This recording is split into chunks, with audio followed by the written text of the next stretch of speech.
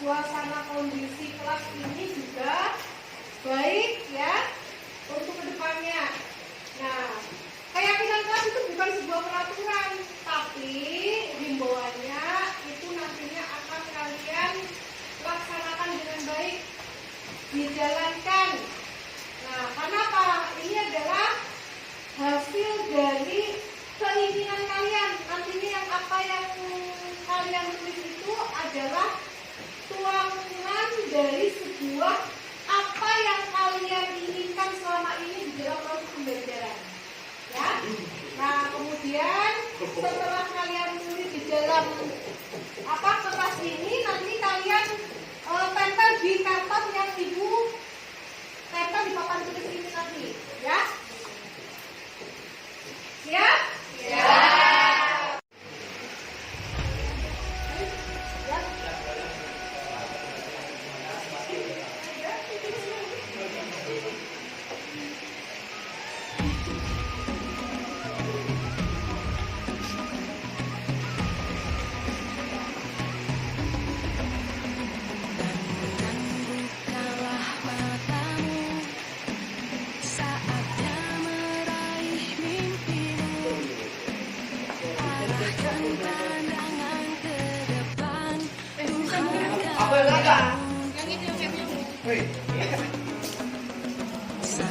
Pendeknya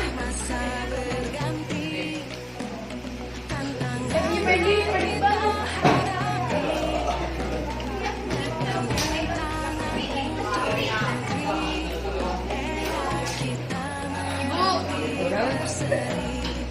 Ibu kosong jadi kan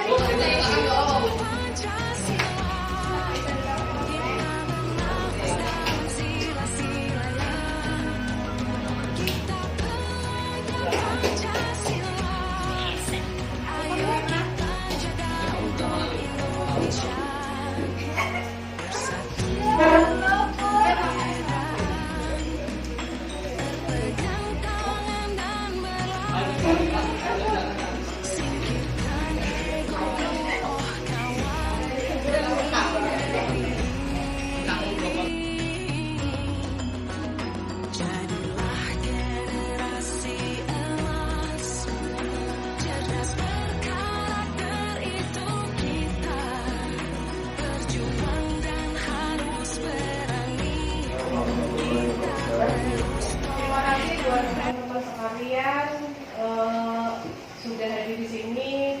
Terima kasih juga terkhusus untuk Bapak Kepala Sekolah yang sudah meluangkan waktu, kemudian menyediakan tempat untuk bisa saya memberikan pemaparan tentang budaya positif modul 1.4 modul dari calon guru penggerak angkatan 6 ini. Nah, yang akan saya sampaikan di sini adalah salah satu bentuk pemenuhan tugas dari aksi nyata modul 1.4 tentang budaya positif. Nah, sebelum saya masuk ke budaya positif, yang Bapak Ibu harus ketahui itu pertama adalah filosofi KHD. Nah, filosofi KHD ini yang pertama yaitu tentang pendidikan dan pengajaran. Bapak Ibu harus bisa membedakan apa itu pendidikan, apa itu pengajaran. Jadi pendidikan dan pengajaran itu berbeda. Kalau pengajaran itu bagian dari pendidikan, sedangkan pendidikan itu adalah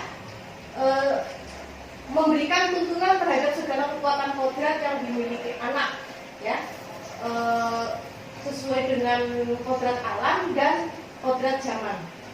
Nah, nanti di sini saya sampaikan pengertian dari kodrat alam dan kodrat zamannya di bagian ketiga. Yang kedua, dasar-dasar pendidikan yang menuntun, itu yang harus Bapak Ibu ketahui.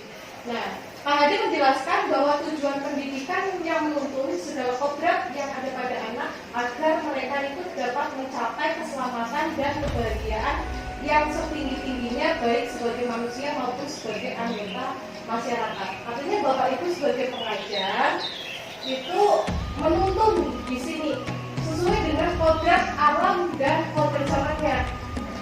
Apa yang dimiliki potensi dari anak didik kita itu kita gali kemudian kita arahkan maunya seperti apa, maunya bagaimana. Nah, jadi sebagai guru kita itu melayani anak.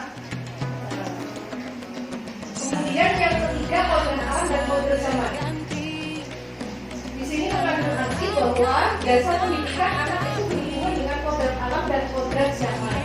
Kodrat alam berkaitan dengan sifat dan bentuk lingkungan di mana anak berada. Artinya apa? Ketika misalkan anak itu memiliki sifat, kalau di masa mereka SD, SMP itu masih mungkin sifatnya masih suka bermain. Ya maksudnya sesuai pembelajarannya mereka yang mungkin masih senang bermain. Dengan apa? Pastinya dengan permainan dengan pembelajaran. Itu kalau kita menyesuaikan dengan sekolah. Nah kemudian kalau kodrat zaman, artinya kita menyesuaikan dengan kondisi kekinian kita. Misalkan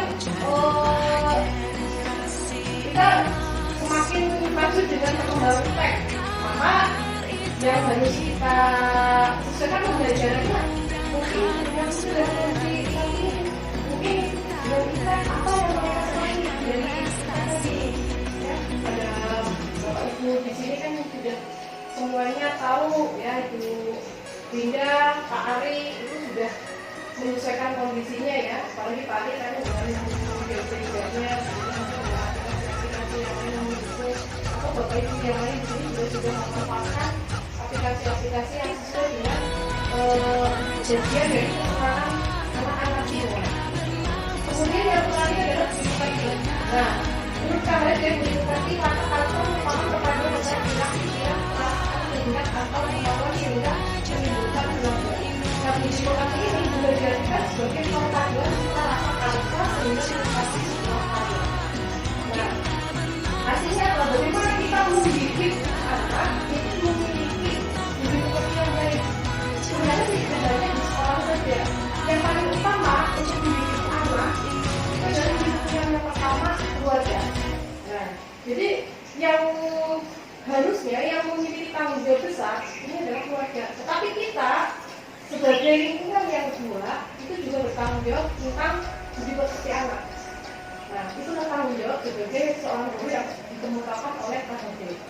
Nah, kemudian selanjutnya untuk menciptakan sebuah budaya positif, kita harus dimulai dulu dengan yang namanya disiplin. Nah, disiplin itu sudah diberikan di situ, yaitu kadang-kadang sering dihubungkan dengan yang namanya hukuman. Nah, padahal itu berbeda. Karena Pak belajar tentang disiplin positif itu tidak harus dengan memberi hukuman. Ya, justru itu adalah salah satu alternatif terakhir. Dan kalau perlu tidak digunakan sama sekali. Dalam budaya kita, makna kata disiplin itu dimaknai menjadi sesuatu yang dilakukan seseorang pada orang lain untuk mendapatkan keadilan. Kita cenderung menghubungkan kata disiplin dengan ketidaknyamanan. Nah, maka ditarik garis-garis besar di sini, ya, bahwa tujuan mulia dari penerapan disiplin positif adalah agar terbentuk murid-murid yang berkarakter, berdisiplin, santun, jujur, peduli, bertanggung jawab, dan merupakan pembelajar sepanjang hayat sesuai dengan standar kompetensi lulusan yang diharapkan. Ini ada banyak kalau di sini, ya, hukuman itu alternatif terakhir. Ya, jadi nanti akan lebih jauh saya jelaskan masihkah diperlukan di dalam pembelajaran atau yang selanjutnya sebelum kita ke sana kita harus mengetahui dulu sebenarnya kebutuhan manusia, dasar manusia itu apa dulu. Nah, kalau biasanya kalau orang lapar itu terkadang emosinya sedikit meledak-ledak, ya, atau tidak stabil, ya. Tapi kalau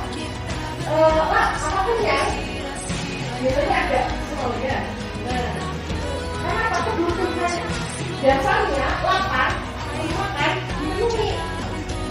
Nah, jadi seperti itu juga yang namanya siswa.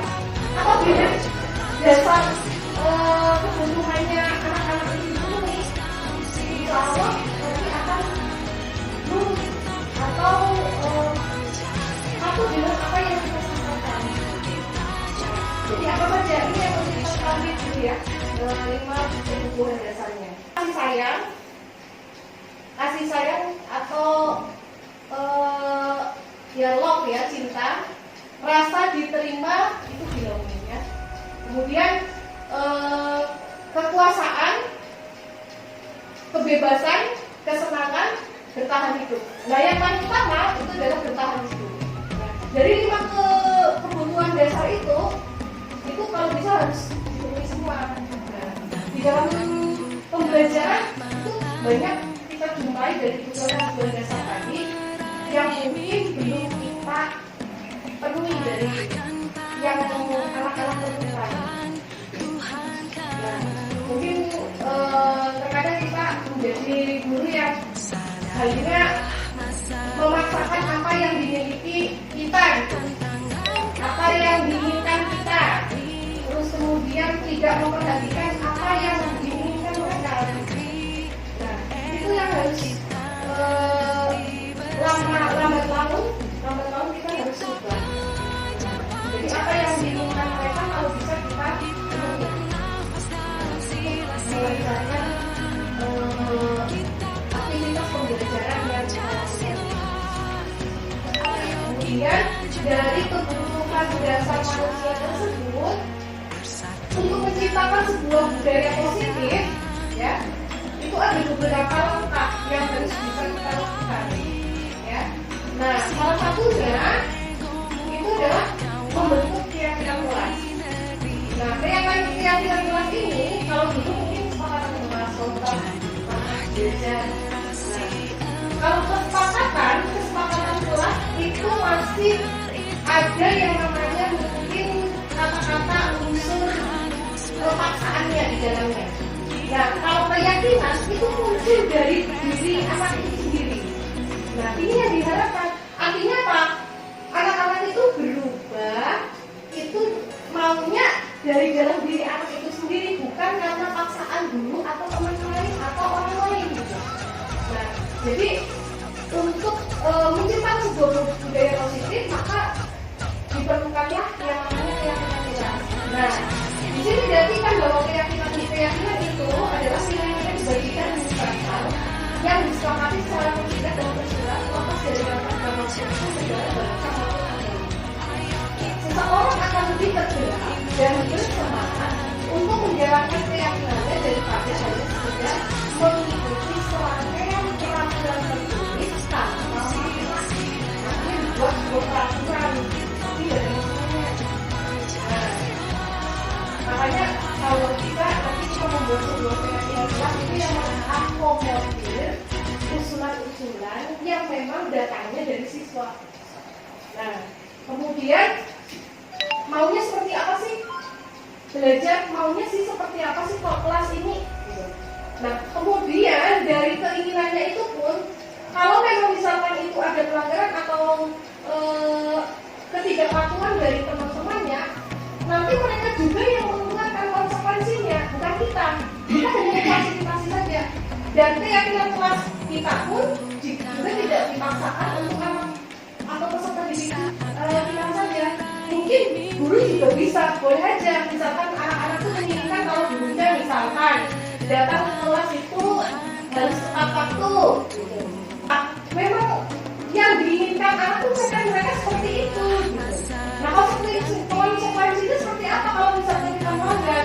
Yang diinginkan mereka apa? Nah, yang penting ada nanti di dalamnya sama-sama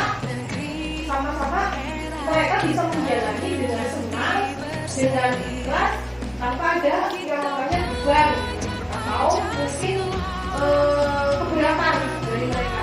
Nah, makanya diperlukan yang namanya tadi penting, akhirnya sama-sama disepakati apakah sudah memang benar-benar itu sudah jadi keyakinan yang memang yang apa mereka inginkan atau tidak. Kalau sudah, ya sudah, kita nanti Kalau biasanya dipasang di dalam apa namanya Bapak Ibu karton, nah nanti ditempel apa yang menjadi keinginan dari masing-masing anak di sekolah ini, ya.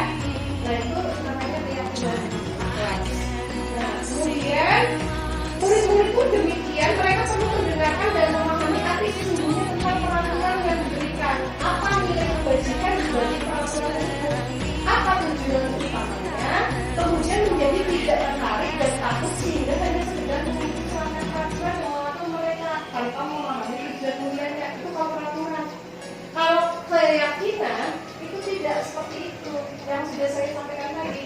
Jadi tujuannya dibuat keyakinan kelas itu apa, nilai-nilai kebajikannya yang ada di dalam kelas itu apa, itu mereka akhirnya tahu. Nah, maka dengan sendirinya akan timbul yang namanya kesadaran diri dalam anak tersebut untuk merubah sikap-sikap yang mungkin selama ini tidak baik.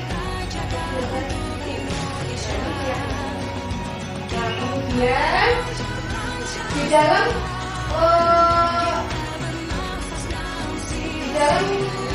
mewujudkan suatu budaya positif, apabila terjadi sebuah permasalahan atau kasus dalam penyelesaian permasalahan anak, itu ada yang namanya restitusi. Nah, restitusi itu apa? Nah, restitusi adalah proses menciptakan kondisi bagi murid untuk memperbaiki kesalahan mereka, sehingga mereka bisa kembali pada kelompok mereka dengan karakter yang lebih kuat.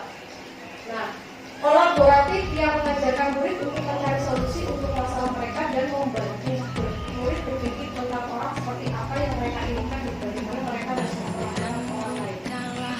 Jadi, yang namanya anak ketika mengalami permasalahan itu tidak secara serta-merta kita langsung mengejar, langsung memponis anak ini salah, anak ini benar, tidak seperti itu. Tapi kita perlu mengetahui dulu akar permasalahannya itu apa sebenarnya.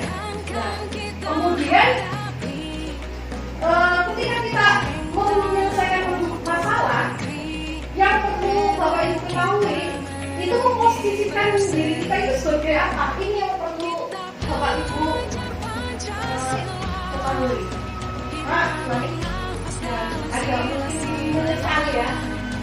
Memang yang namanya sebagai seorang guru tidak seperti itu. Tapi mungkin untuk permasalahan yang mungkin kita anggap sebenarnya itu tidak yang sangat-sangat signifikan. Nah, dalam menyelesaikan permasalahan, hal yang perlu Bapak Ibu lakukan itu harus kalau segera menyelesaikan sertifikat.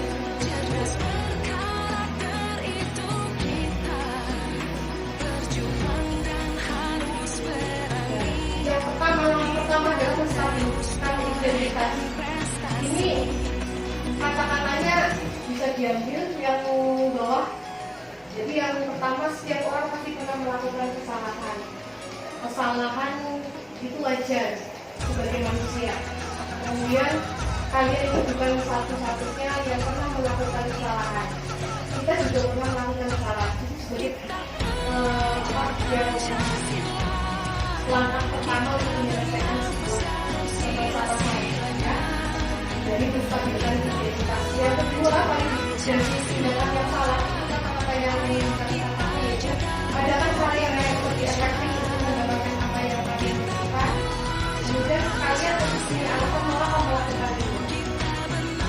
Jadi seperti itu. Kemudian yang paling adalah keyakinan.